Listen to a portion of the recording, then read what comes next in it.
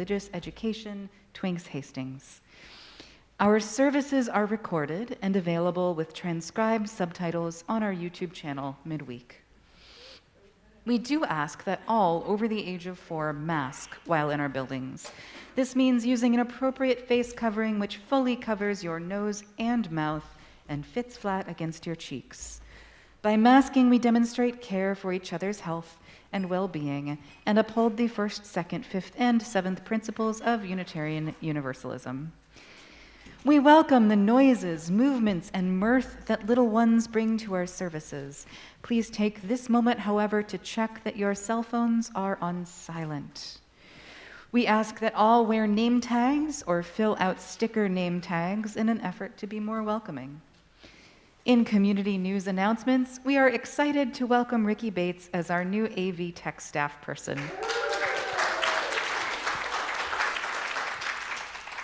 The Right Relations team will be hosting a listening circle today following the service in the parish room down this hallway to my left at 11:30 a.m. All are welcome to join this sacred space for hearing and holding our experiences of loss and grief.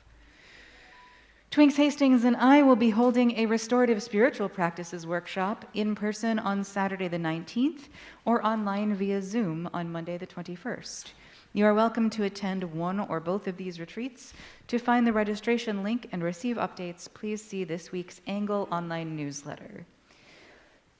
In addition to the intensity of events which have been happening in the life of this community, many of us are also going through our own personal sorrows and joys. I, Reverend Bran, am here with the express purpose of providing pastoral care for you. If you could use a listening ear or other pastoral support, please do reach out. Nothing is too big or too small. My contact information can be found on the back of your order of service. Next Sunday, you are invited to join us for a service led by Twinks Hastings. The topic of this Valentine's Day service is how do we best love our children? All are welcome next Sunday at 10 a.m. Welcome to our service today. It is so good to be together.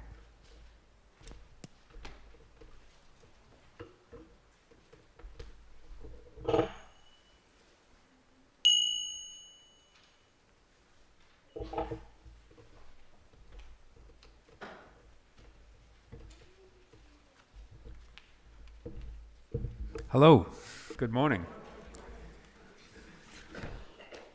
I haven't been up here in a while, and so I'm getting used to, is my voice okay? Is it clear? All right. So I was asked to do some reflections on prayer. So this is more of a historical overview. I was raised in a Roman Catholic family, and thus prayer was a part of our life. My mother used to light candles, for example, if somebody was sick, and asked us to pray silently. On the other hand, we prayed together as a family once a week, on Sunday before the main meal.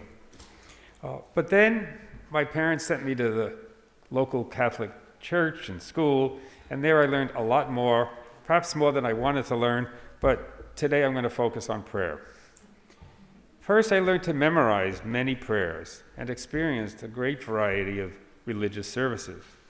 However, the nuns added that singing hymns had twice the value of praying alone. So I like singing hymns. I wish I had a good voice. I would have joined the choir, but I sing when I am invited to sing in the pews. So as I grew, the literal words of the prayers became less important. And they're not important to me now, but the feelings generated are still somewhat important. I observe clergy and adults praying, and they seem to be very, I didn't use the word spiritual then, but they seem to be very into it. So I wondered, were they actually speaking to God? Was such a thing possible? Well, elementary school gave way to high school, and this was in the 60s. And during these years, as most of you probably know, except for the little ones, this was a time of tumult and upheaval. So gradually, my faith in Catholicism kind of dwindled, and I became more interested in social action and justice. Prayer became less important, and it was replaced to some degree by singing folk songs or chanting protests as we were marching for justice, such as all we are saying is give peace a chance. Some of you might remember that. But there were some powerful incidents that occurred during the 60s, which punctuated our life. There were these assassinations, JFK, RFK, Martin Luther King Jr. These things were so traumatizing that I was brought to my knees and started praying. Why is this happening? Is there a God that listens? So during this same time period, my own mother contracted cancer. And at 16, she left. I was 16 when she left in her 50s. This was traumatic, and all of these events tore at my heart. Why were such good people being taken from us? So when alone at home one day, I became gripped with anguish about my mother. Where did she go? I wondered. Einstein's theory that matter cannot be destroyed but can change forms stirred me. It went ripping through my head. She was now in a cemetery, returning to the elements. I started to feel great sadness and despair. But eventually, something happened. I got very quiet. I stopped, in a sense, thinking. But slowly, a new experience occurred. My mind and heart went quiet, and I started to feel peace and love. Was this my prayer being answered? Well, during ensuing years, spontaneous prayer emerged with many joyful events. I'm the youngest, so my oldest siblings, my sisters, started having babies. They went on to have 15 between the three of them. So, good Catholic girls. Anyway, at least they were. I can't say that for now, but... So I had the good fortune of holding these babies. I was the young uncle, and I got to see these babies grow up. This was miraculous. I started being filled with awe, and the cycle of life became ever more precious, and I felt affirmed. Well, after college, I traveled. I went through the U.S., the Rocky Mountains, the Sierras, out to California, and prayers of gratitude started to become commonplace. I was waking up to the realization that the whole world is alive with presence. John Muir, the great American naturalist, became a spiritual hero to me.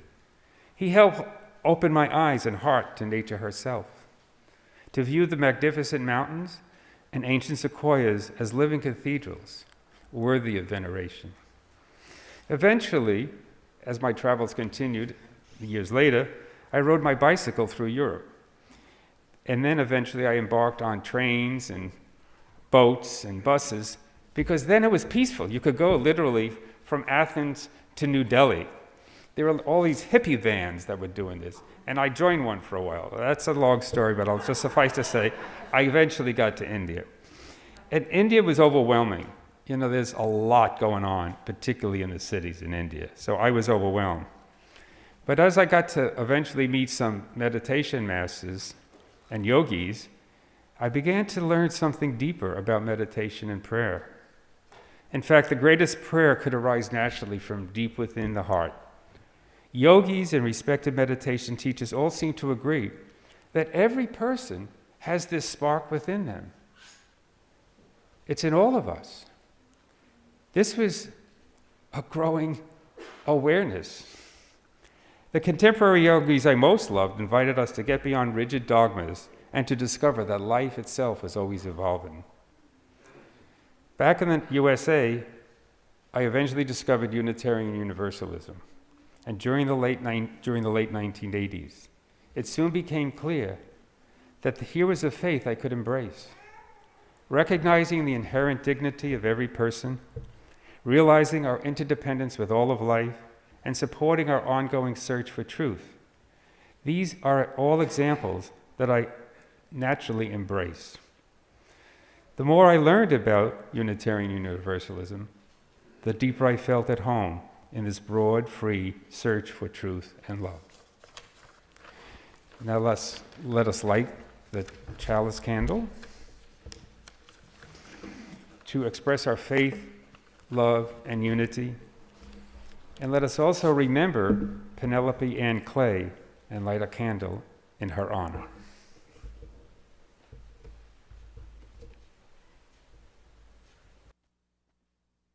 Suffering fill the wide sky. Take as your neighbor both stranger and friend, praying and striving their hardship to end. Please be seated.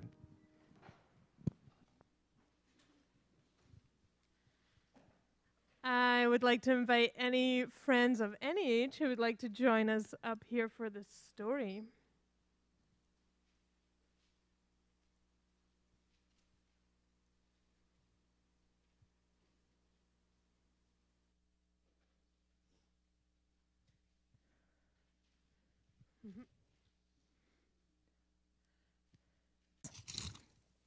And they were like, whew, there's a lot of paper slips in this coat. And these have to always have said, I wish Tom Brady would come out of retirement. Like, I just can't answer these prayers. And so one night, the person in the coat had a dream. And they saw a figure. And for that person, it felt like the figure was God. And they said, oh, thank goodness I have your coat and you need to take it back. I can't answer all these prayers. And God said to them, oh, no, this is your coat. I'm going to get the quote right. Hang on 1 second. I came to understand the limitations of my character. This is what God said to them. And so the person woke up and they were like, I can't do this anymore. There were prayers all over their floor, so many prayers, all the prayers of the world, and they just couldn't answer them. But they tried, and they went about their days, and they were trying, and they were trying, and they were trying. And then they were like, I can't do this anymore. So they tried to sell the coat, put it on Facebook Marketplace. No one wanted the coat. Took it to the thrift store. We have too many coats. We can't take your coat. Could not sell the coat, could not get rid of the coat. And eventually, they decided, all right, I'm just stuck with the coat. One day they came to church, and they saw a person sitting on the steps in this imaginary church somewhere. And there were steps outside just like ours. And the person looked very sad. And the person with the coat said, do you need someone to talk to? The person said, yes. And they were very lonely. And the person with the coat said, do you want to go and get coffee at the Snowy Owl or some imaginary coffee store somewhere?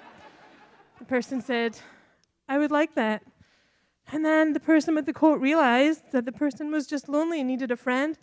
So they took them to the inflatable park. Then they had pizza at the Red Barn. Then they went to the arcade. And they had the best day ever. And the person lost the coat. And the next day they were like, oh man, I lost the coat. I like the coat now. They tried to find it at the arcade and it wasn't there. They went back to the Red Barn, wasn't there. They checked everywhere they'd gone, went to the Snowy Owl, no coat. And they came to realize, even though the coat felt like a little bit of a burden, they kind of missed the coat. And here ends our story. On the way out, will you all help me pick up the prayers? Thank you. Let's sing our children out.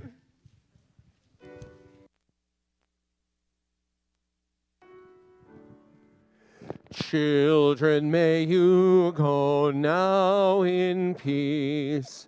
Children, may you go now in joy. Love surrounds you on your way. Children, may you go now in peace.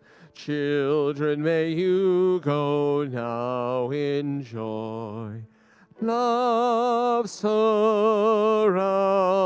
you on your way.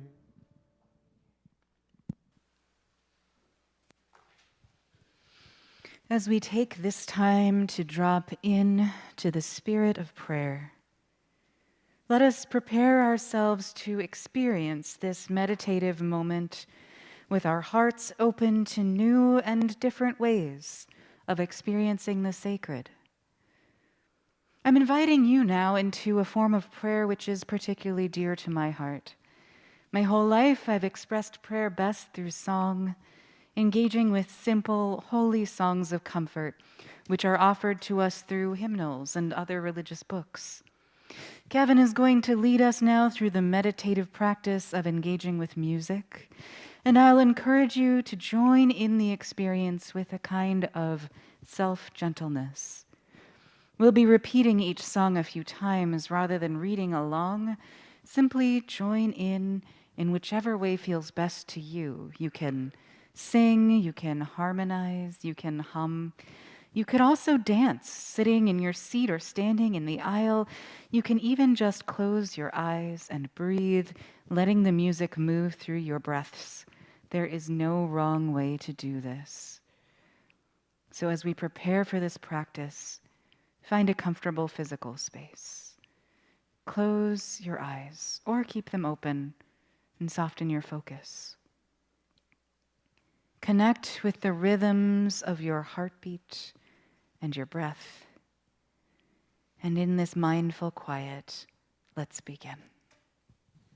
We start with the meditation on breathing, which if you aren't familiar with the song, you can simply sing along with this drone that continues throughout the building of parts. You may find that you would like to just sing that drone in a meditative, peaceful way, or you might like to sing the melody. And if you happen to know the descant part, which I'll be singing as we move forward, you could sing that too. Can I have a C? So it starts, breathe in, breathe out. Breathe in, breathe. Continue. Breathe in, breathe. When I breathe in, I breathe in peace. When I breathe out, I breathe out love. When I breathe in, I breathe in peace. When I breathe out,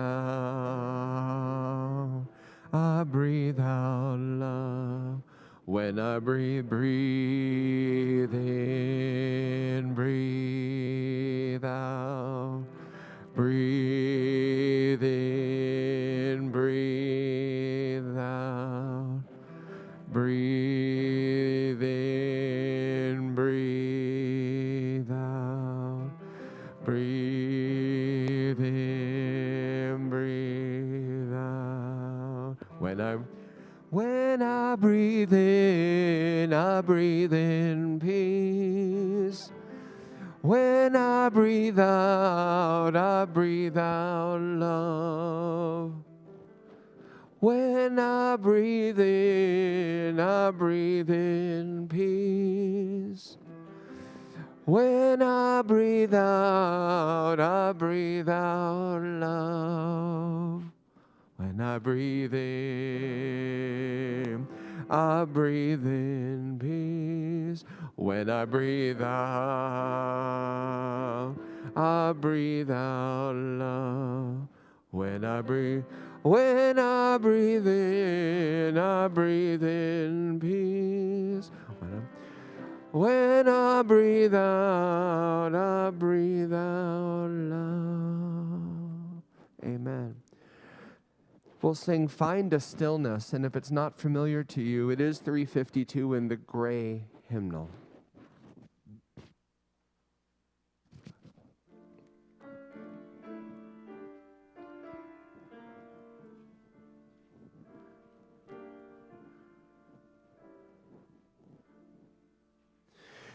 Find a stillness, hold a stillness, let the stillness carry Find the stillness, oh, the silence. Let the silence carry me.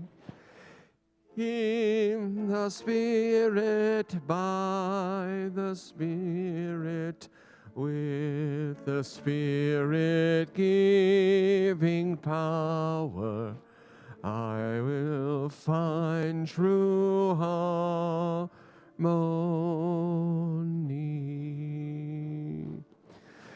Seek the essence, hold the essence, let the essence carry me. Find the stillness, help me flower, watch me flower, carry me. In the Spirit, by the Spirit, with the Spirit giving power, I will find true harmony.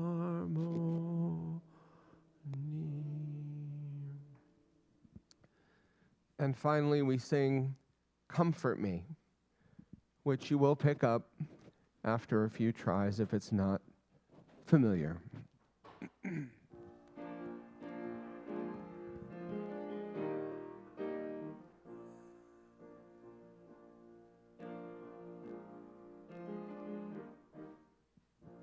Here we go. Comfort me, comfort me, comfort me, O my soul. Comfort me, comfort me, comfort me, O my soul. Same words. Comfort me, comfort me, comfort me, O my soul. Comfort me, comfort me, comfort me, O my soul. Sing with me. Sing with me, sing with me, sing with me, oh my soul.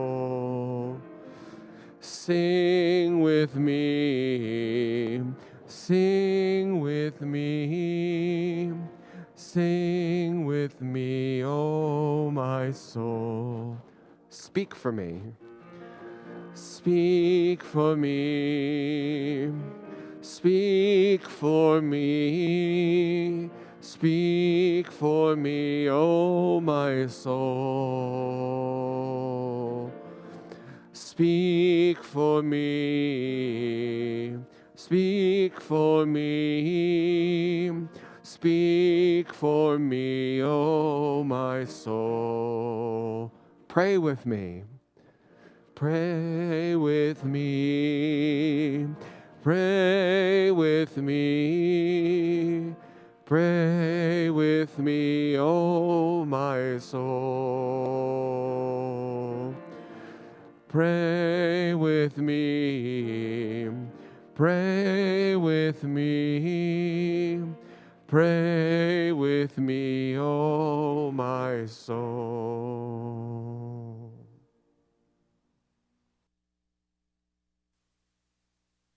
We will continue this spirit of prayer with a moment of shared silence.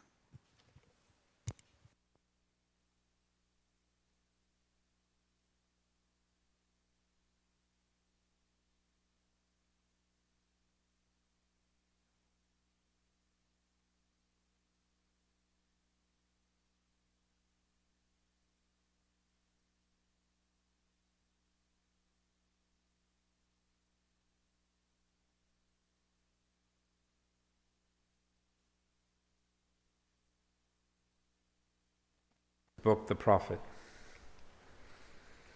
It's 100 years old, so some of the language is a little dated. I'm just going to say that as a prelude, because I'm going to read it as it was written. You pray in your distress and in your need. Would that you might pray also in the fullness of your joy and in your days of abundance. For what is prayer but the compassion or expansion of yourself into the living ether? And if it is for your comfort to pour your darkness into space, it is also for your delight to pour forth the dawning of your heart. And if you cannot but weep when your soul summons you to prayer, she should spur you again and yet again, though weeping, until you shall come laughing. I cannot teach you how to pray in words.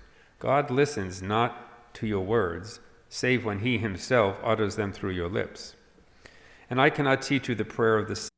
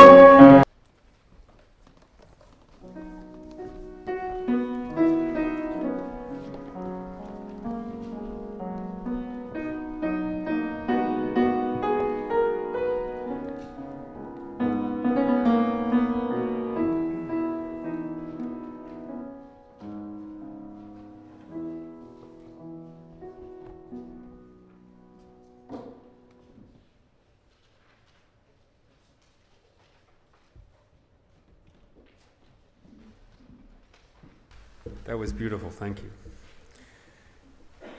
So now we have a contemporary statement on prayer. And this is by Reverend Erica Hewitt. And this is from the Unitarian Universalist book on prayer. Reverend Hewitt says, prayer is one word for the alignment of our full attention with our desire to connect with that which is larger than us. It can take many forms, from the quiet cultivation of stillness to the deliberate naming of all that we're grateful for which Reverend Tom Shade calls, quote, naming the goodness, unquote. Whatever its form, prayer also creates an internal shift.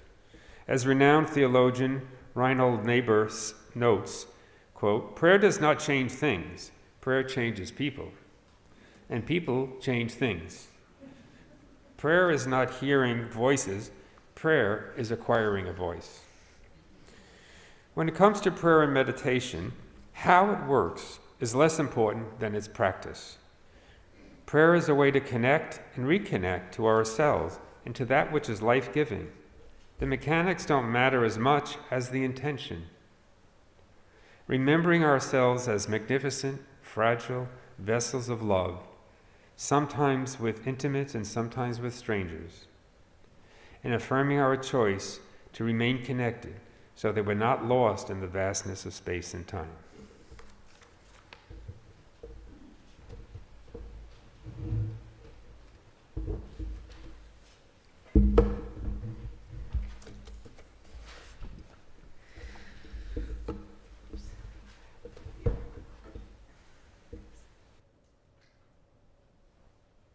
I want to make sure you can all hear me. Well, Tom and I have something in common. We both grew up in Catholic families. And like many other kids from Catholic families, I was instructed in the habit of prayer from a very young age. Every night before going to bed, my brother and I knelt down and we said the same prayer. It started, God bless Mommy and Daddy, and then it went on to list approximately 30 other family members, ending with, and the whole world, amen. Over time, new categories were added to this prayer, special God bless and extra special God bless, for family members who were ailing or had recently died. And eventually, a tagline was also added in, asking God to prevent my brother and me from getting lead poisoning from the tap water. As I got older, I went through the various Catholic sacraments, and I learned the staple prayers, the Our Father, the Hail Mary, etc. And while all of this was, by a particular definition, praying, it really didn't create the same connection that today I consider characteristic of prayer. The first memories that I have of praying voluntarily, meaningfully, were of singing. It was a children's setting of the 23rd Psalm, "The Lord is my shepherd," and every time I had to go into the basement, I would sing this song. I felt this powerful, irrational fear that children have upon descending into a shadowy space, and the only way that I could keep myself feeling calm and protected was by singing this prayer to God. It wasn't very many years before life started instilling doubts about Catholicism in me, and I took a path away from Christianity in general then. My relationship to the divine has changed so radically since childhood, and yet there's something that still returns sometimes. In the very worst moments, when I am filled with fear and I feel like I have nothing left to turn to, I still find myself on the floor talking to the God of my upbringing. Makes me feel a little mixed up and torn when I find myself praying to that old Father God. I'm not sure he deserves my attention, and I don't know that I like what it means that a deep pain is what connects me to him. But there's also a kind of beauty to those prayers of despair, and I cherish them in their own way. They give me a safe container through which I can observe one extreme of human emotion. When I have no choice but to give up that illusion of control and admit that it is not up to me what happens next, there's a form of growth that happens there. That cry of, "Oh, God, help me," is a common one, especially in our Christian-influenced culture. If asked to define prayer, people of all ages will often give the answer that it's asking God or a higher power for help. All the experiences of prayer I've described above certainly fit that definition, but that is actually a specific form of prayer called intercession. Asking for help or healing or protection all fall under the category of intercessions. This type of prayer has its uses. It enables us to calm ourselves in times of distress, whether we need to venture into a dark basement or have suddenly found the metaphorical ground beneath our feet has gone away. And it can also be helpful when we need to relinquish our death grip on attempting to control things.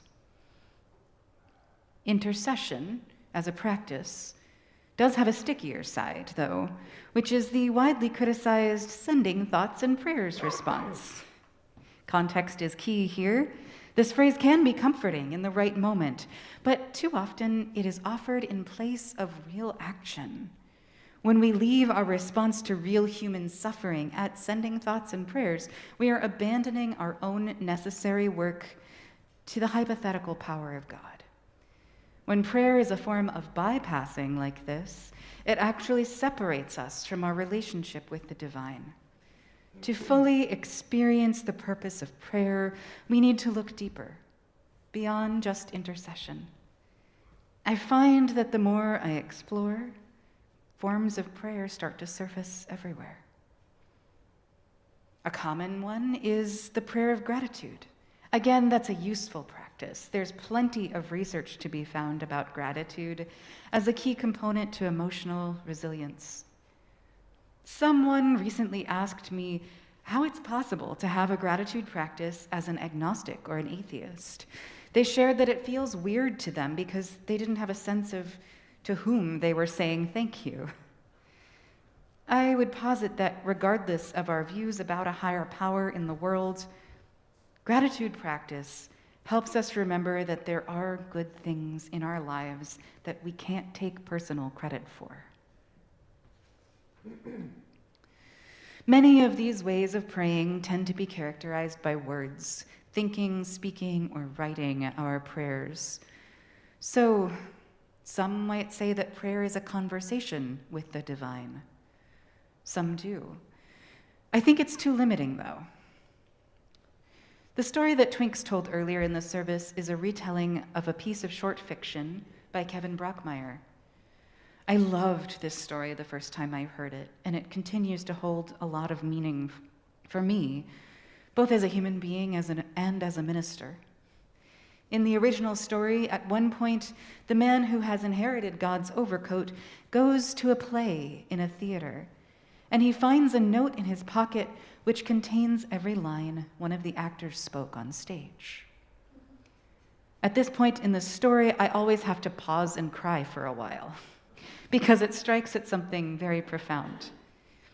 I have absolutely performed choreography and prayed with my body. I have heard cello pieces which were prayers, and seen paintings, and walked through buildings where the architecture was a prayer. This understanding brings me closer to the challenging task of finding some kind of comprehensive idea about prayer. Unitarian Universalists often conflate meditation with prayer, and I think that we do that in part so that people with religious wounding might feel more comfortable being present with us here. I think that's a mistake, because we are selling both prayer and meditation short when we conflate them. Meditation is its own complex and meaningful practice. It is prayer-related, and it might be the vehicle for an individual's prayer practice, but it's not exactly the same thing. To boil each of these down to one core word, I'd have to say that meditation is a practice of awareness, and prayer is a practice of connection. Beyond that, they both go up there with gender identity and being in love on the shelf that I label, "You know it when you feel it." Sometimes the strongest form of prayer is to be in nature and find ourselves fully present, communicating with the wonders around us. The forest, the desert, and the ocean sometimes seem to pull prayers right out of the center of ourselves. There's a different feeling to praying in nature versus in a sacred building like this one. And there's a different feeling to praying alone versus praying with others in a community. Many of us have preferences about these conditions, but each of them really can be profound in its own way and time. I am not going to sit up here and list a survey of worldwide prayer practices. In order for that to have any meaning, we would have to take quite a few hours to study the roots and contexts of all of them. But if we were to embark in that study together, one thing we would find is that all over the world, from today back to ancient times, people have prayed. Along with music, dance, visual arts, and love, it seems common to nearly all of human experience. What is it about us that gives us this instinct to pray? Many people dear to my heart who identify as some form of non-believer would prefer to deny that they have the impulse to prayer, and yet upon exploring the idea more closely, each can only admit that at some point in their life they have been moved to pray. I believe that the prayer instinct belies an inescapable understanding of a mysterious truth, that we have a connection. We are connected to each other and to the world and to something greater than ourselves.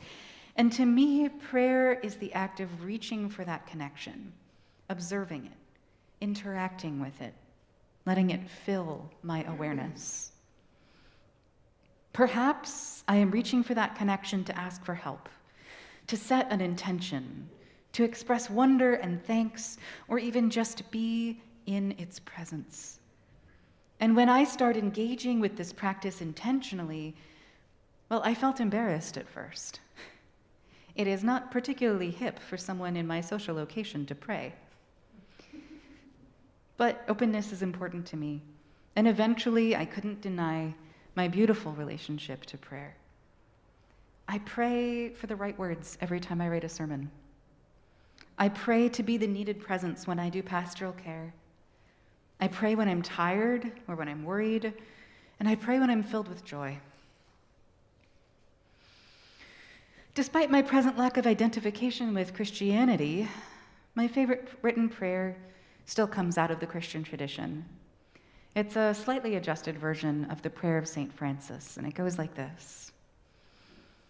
O divine Spirit, grant that I may not so much seek to be consoled as to console, to be understood as to understand, to be loved as to love. For it is in giving that we receive, it is in pardoning that we are pardoned, and it is in dying that we are born into eternal life.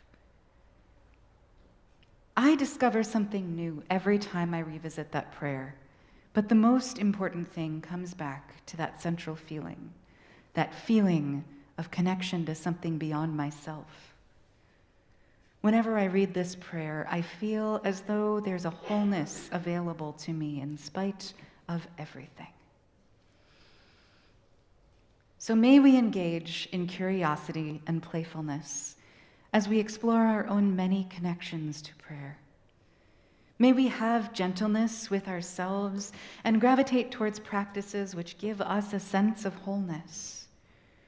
May we approach this and all other relationships with the balance of intentionality and flexibility. May we never be ashamed to bring along that which serves us and let go of the rest. And may the gifts of this exploration give us new energy for creating justice and compassion in the world. This is my prayer. Amen. We rise in body and or spirit for our closing hymn. There is more love somewhere. You may or may not need this, and as we've learned today, you get 2 prayer credits for it.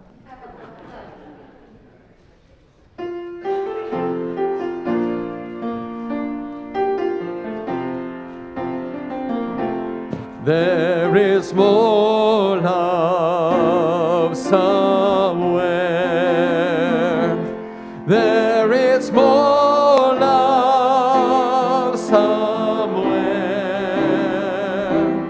I'm gonna keep on till I find it. There is more love somewhere. There's more hope. There is more hope somewhere. There is more hope somewhere. I'm gonna keep on till I find it. There is more hope somewhere. More peace. There is more peace somewhere. There is more peace somewhere. I'm gonna keep on till I find it. There is more peace somewhere. More joy. There is more joy somewhere. There is more joy somewhere. I'm gonna keep on till I find it. There is more joy somewhere.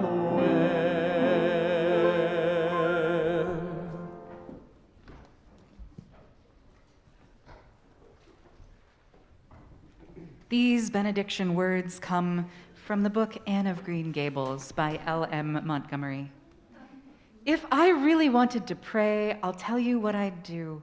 I'd go out into a great big field, all alone or in the deep, deep woods, and I'd look up into the sky, up, up, up into that lovely blue sky that looks as though there was no end to its blueness.